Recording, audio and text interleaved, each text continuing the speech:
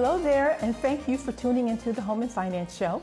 I'm Diana Rice Wilkerson, lender with Fairway Independent Mortgage, and joining me is my co-host. Hi, I'm Janis Bradley, broker owner of JB Real Estate Consultants. We are your seasoned, trusted advisors committed to personally navigating you through the home buying and home lending process. The show is designed to provide you with current and relevant information about different aspects of home buying, home selling, and lending so that you're knowledgeable when making decisions for you and your family. You can also hear us on Saturdays on Radio 1, 1310 AM, 92.7 and 95.1 FM. That said, if you're in the market to buy, build, or refinance, we'd love to represent you. You may reach us at the contact information below. Now on with the show. Ms. Janis Bradley. Hi. How you doing today? I'm super. I am great. The sun is shining. Even if it's cold. And we have a fantastic show for you today. Actually, our guest is going to be Janis Bradley. Me. When we have guests, she's the best. So we're going to be talking about inquiring buyers want to know. Mm-hmm. And Shelly's going to help us have this conversation. Just a little bit. Yes, because you know what, you guys, we understand that this is a big deal. And we know that you do have a lot of questions. So the goal is to get those questions aired and answered by the best. Right. Well, I'll go right into it. And, you know, Diana and Shelley, most of us know that purchasing a home is the largest purchase a buyer will ever make. So when you really think about it, can you imagine all the questions that a buyer has to have? And, you could be a buyer, you could be a buyer, and there could be completely different questions, that type of thing. So when it's, we hear inquiring minds want to know, you know me. I said, well, let's talk about, inquiring buyers want to know. So my team is going to help me. I've given them some questions to throw at me. Give me a minute to kind of think about it a little bit, but let's go for it. I really would like to helping buyers understand exactly some questions that you have, whether it's purchasing, whether it's working with a realtor. Let's just do it. I think the biggest question is, and maybe because we know how critical it is why do I need a realtor, or what does a realtor do? Mm-hmm. In their mind they have this concept of you're going to show me a house, but it is so much more. So can you explain a little bit about how key that what is? I will say, quite frankly, is that you need a realtor. We'll just go ahead and talk about why you do need a realtor. You need a realtor in any kind of sales transaction or real estate transaction. So that could be a for sale by owner. What does that mean? It just means that Diana lives at 123 Street and you, buyer, want to buy that. Mm-hmm. So again, a lot of for sale by owners will actually work with a realtor, especially if they want to have that home sold. Mm-hmm. But you as the buyer, you definitely need to, a representative. So we're talking about for sale by owners. We're talking about new construction. We're talking about possibly parents selling a home to their children. Right. It could just be, renters are buying from their landlord, that type of thing. That's when you need a realtor.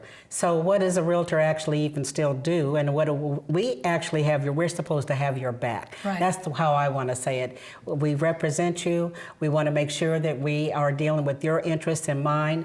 We're dealing with a code of ethics that comes actually from the National Association of Realtors. And basically, treat people fairly, so we just want to make sure that treat you fairly, put our client's best interests, and as we are your trusted advisors. Mm-hmm. So that's basically, it in a nutshell, is that why you need one and what do we really do. If I'm working with you as a buyer, that means I represent you, buyer representation. I think that's really important. And I think people probably tell you everything, right? Like 100 different things they want or need for their home purchase. Mm-hmm. So they're entrusting that with you, and that kind of helps guide you as to what home works for them. Well, I'm kind of glad you brought that up. One of the questions that probably is in here somewhere, what do I do really when I'm meeting a buyer? Like what would be the first thing?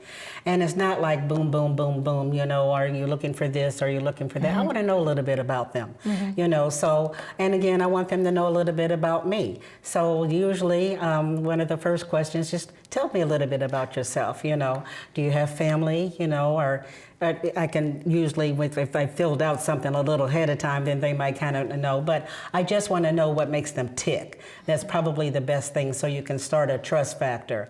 Then we kind of get into, like I said, family, parents near or grandparents, just how they're going with the flow. Is the school system important? Location. Obviously, there could be some times that.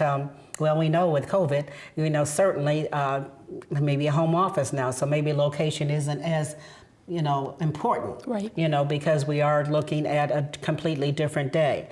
So, when you say that they tell you things, it just kind of depends on the person. If they're kind of reserved, sometimes I'll just go into letting them know about me, right. So letting them know, hey, I'm human too, just like you, so, and love what I do.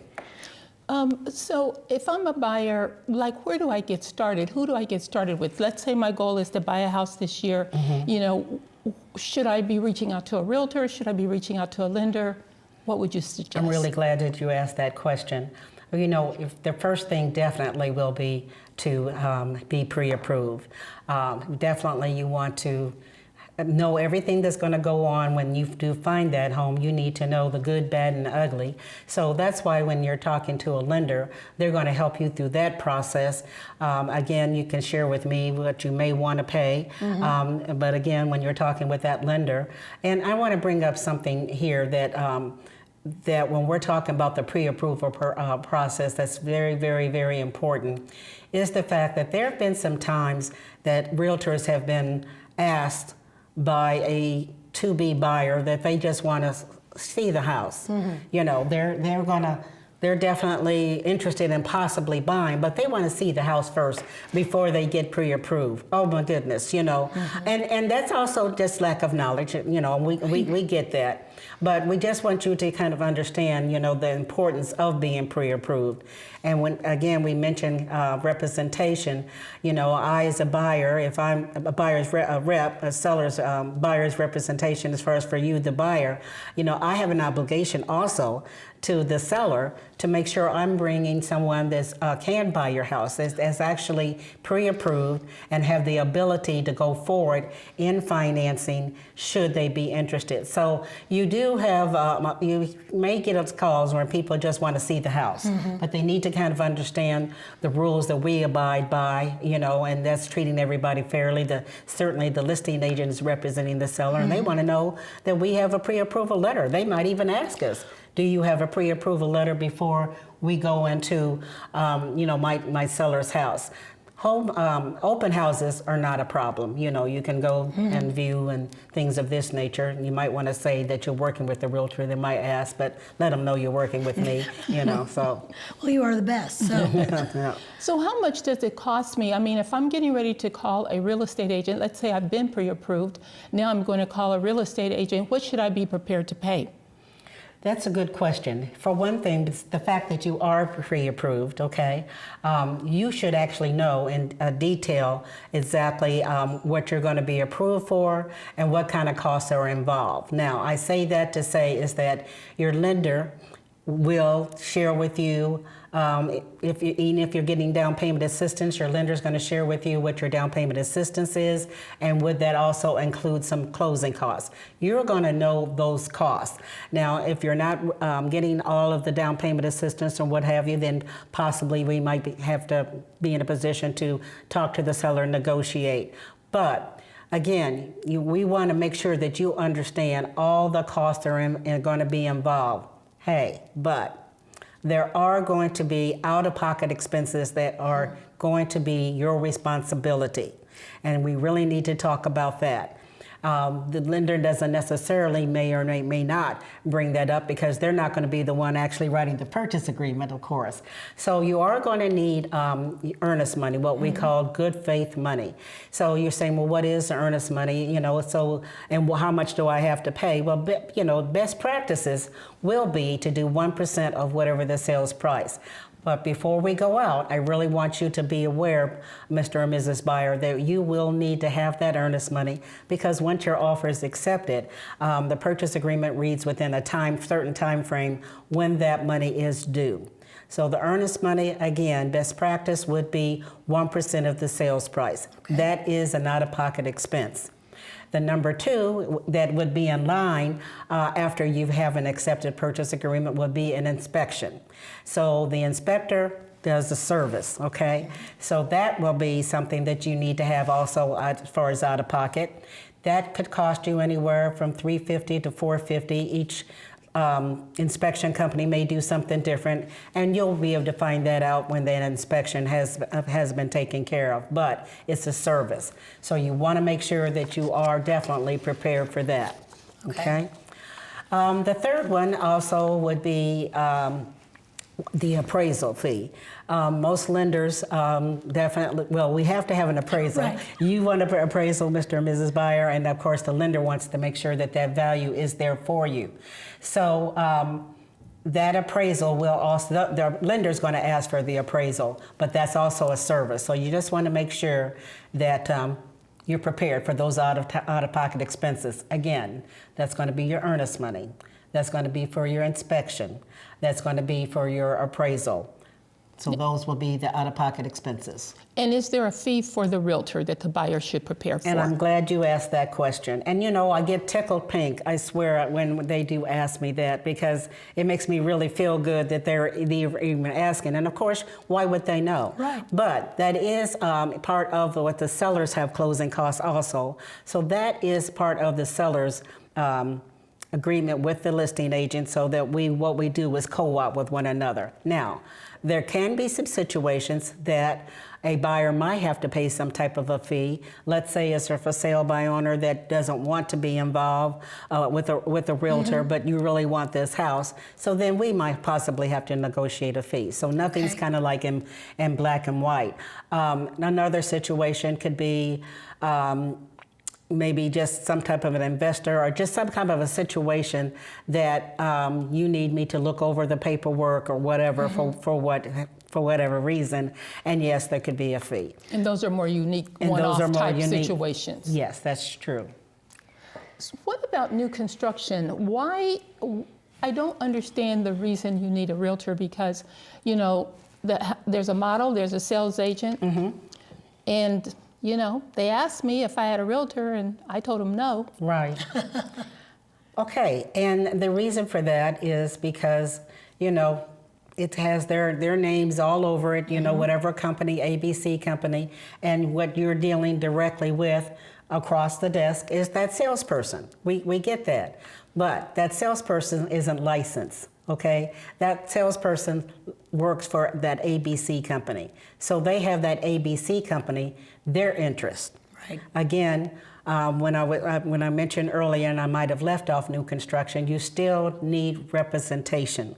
And what I really love about the building process is that 10 out of 10 will say builders actually really want a realtor participation, because it helps the process go through a lot it's easier, and it's also the credibility, because you're getting nothing but a full credibility from quote unquote the salesperson. But when you have a relationship with the realtor, again, it's that representation. And lenders like realtors involved also in new construction, because if something happens in the negotiating, or something happens in the process, then if the buyer doesn't have a realtor, they can't bring a realtor into the deal. And then they want to rely on their lender, and we're just lenders. We're not licensed, and we can't advise.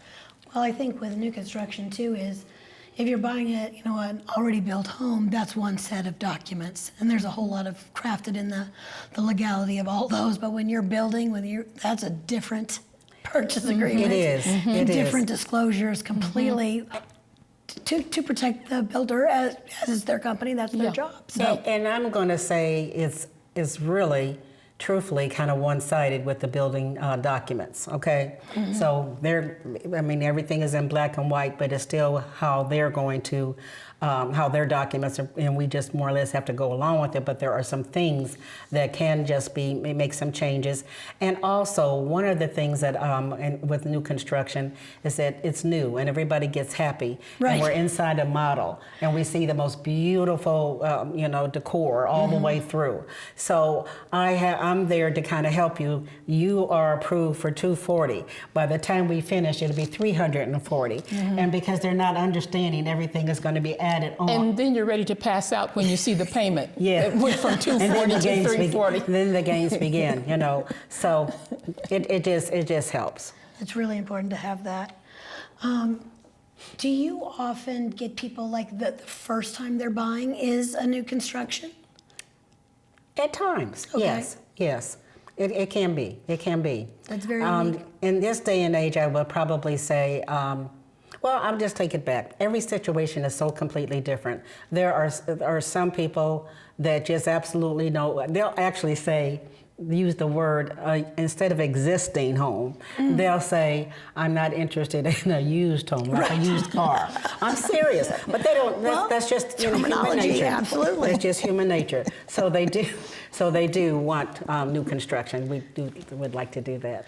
Well, I think it's a lot of people feel like, you know, necessarily that you could build with your first home, but you absolutely can. So absolutely, it's done even all more the important to time. make sure that you're being guided by the right person. And most, I would find if they built the home the first time, their first home, that when it's time for them to move or resell, they are interested in new construction again. Right. Yeah, you know, even though you might have had a couple of headaches, that's only because you don't know the process and Right. nothing's perfect. But yeah, they'll do that new construction again. All right. How long does it take to find a home? So if I, know that I want to buy, just when should I get started? How much time should I give myself? That's a very, very, very good question. In today's time, understand that no two situations are alike. Now, if we're talking about new construction, we are going to instantly talk about 7 to 8 months. So you already need to gear yourself toward that. The key is that how much time do you have? Okay, so I did talk to someone the other day that the lease is up in July. Okay, so I have to kind of count backwards. So that means, yes, we need to start looking right now. Right now. Okay, because she said, I do not want to, go month to month. But again, if we find something the end of April, the 1st of May, then I have to think about, okay, how soon can we, when we close, so that your payment will be due, that maybe that August or something of this nature. But inventory is still low. So I always kind of share with my buyers, we've got to be available anytime a listing comes up. So, a long lunch hour, or maybe you can just get off work a little earlier so, we can still see these homes as quickly as possible. Even though it's not like it was, a couple of years, we still need to see these properties as soon as possible. Okay. When they're, if you're buying a home and it's not, I don't want to say used, but existing home, and you have your inspection done, does that mean that whatever, may be wrong with the property, is the seller going to have to pay for that? Very good question. Very good question. Not necessarily. Everything is going to be negotiable. Now, what you will be seeing as a buyer will be what we call a seller's disclosure sheet. Now that is what a sheet that is required by law, where the seller fills out everything that they know best to their ability, to the best of their knowledge, that what's defective or what's not. However, when the inspection comes and we're looking at the inspection, you really want to kind of look at one of the inspectors that we've been using now. He relates it to what's a mouse or what's an elephant. I love and I love that also. That's why I'm using him from now on. But basically, everyday routine maintenance. And what happens with the buyer is that they look at the inspector, and he's their inspector guide. Right. Okay. And he is looking out for their interest and what have you. So what happens with a lot of buyers that they think every single thing that he has brought to their attention, is something that needs to be fixed. What I tried to help the buyer realize is that we really want to look at anything that's safety. Now, what's considered safety? Well, obviously we know electrical, things of this nature, okay. Structure, so it could be roof, and we're talking about the rafters, all of that type of thing. Habitability issues, whether it's a crawl space or it doesn't a crawl space. Even when I say crawl space, I'm pretty much thinking of that possibly mold could be there, okay, or water on the crawl space, So that's that again, and with the structure. We talked about that, that. So let's just talk a minute, and I do have some information here, so that what a buyer wants to know is that, okay, do they have to we talked about what we want to probably address. But when you're dealing with a defect, you really want to make sure that you understand that the defect means that it would be having a significant adverse effect on the value of the property. And I think once they really kind of understand that, that means 9 times out of 10, even that kind of a defect may come up even with their appraisal. But again, we're talking about routine. Some things are just routine maintenance. Okay.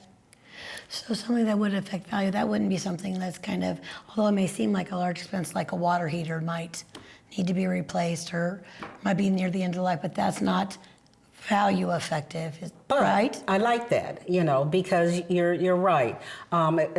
Basically, if everything is working, everything is working. Even if the inspector has indicated, well, this has been here for a while, so it could probably go out in 30 days or last another, 5 or 6 years. But that's why we want to work with the home warranty, because the home warranty will cover all the appliances. And these are the things that are inside the house.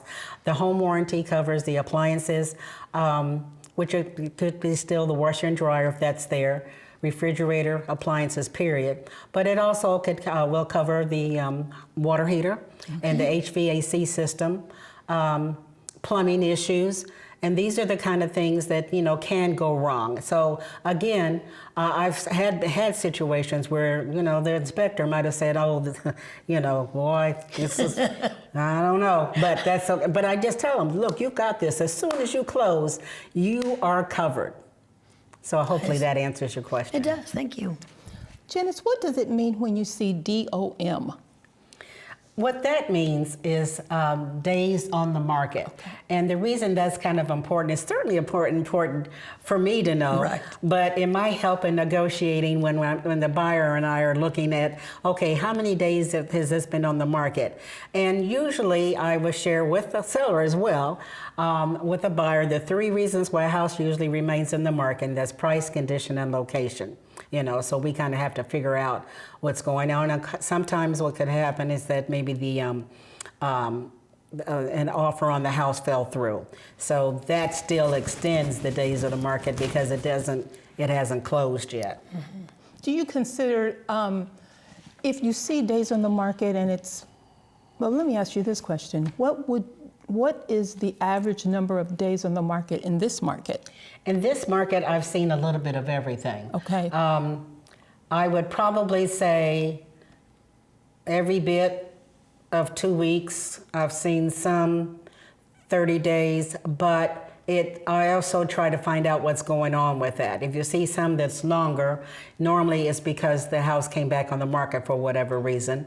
Or you'll also see is that there's been a price adjustment. Right. Okay. So again, remember I said there's 3 reasons: price, location, and a condition.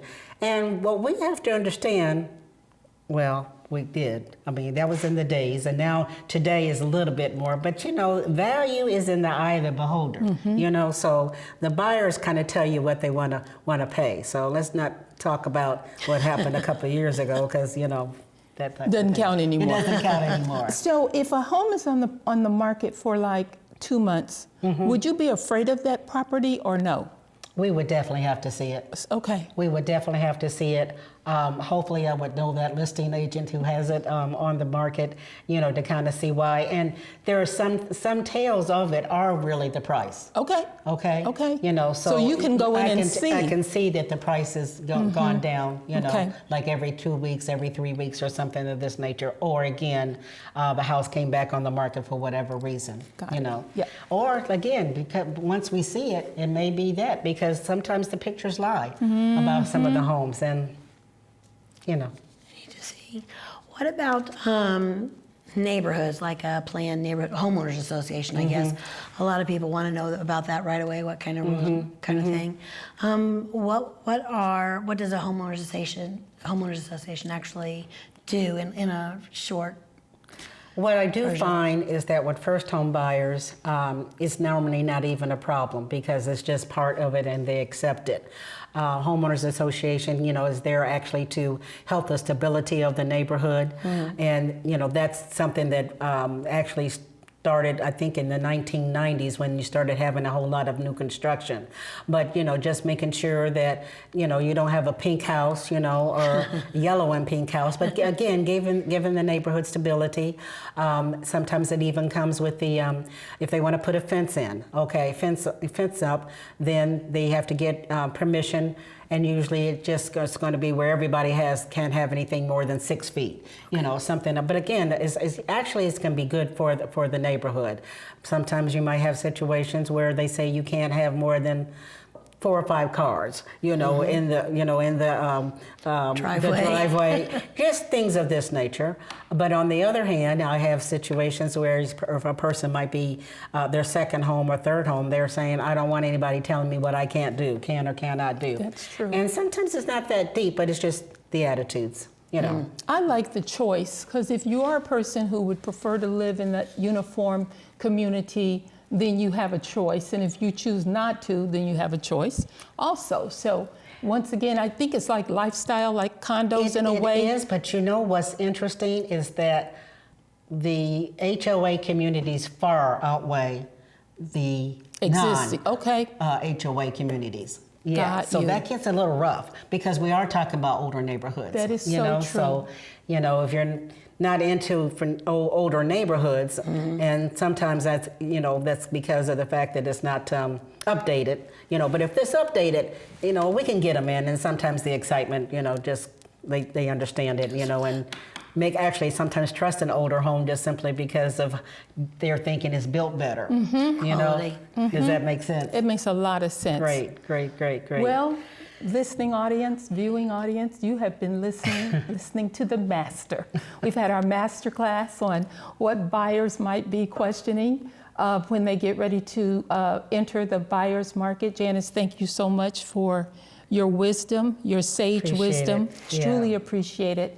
And then you can listen to us anytime by viewers on Saturdays, 13:10 a.m., 1 to 2 o'clock. You can catch us here every Tuesday from 9 to 9:30 on WHMB Channel 40. Looking See you forward to then. seeing you.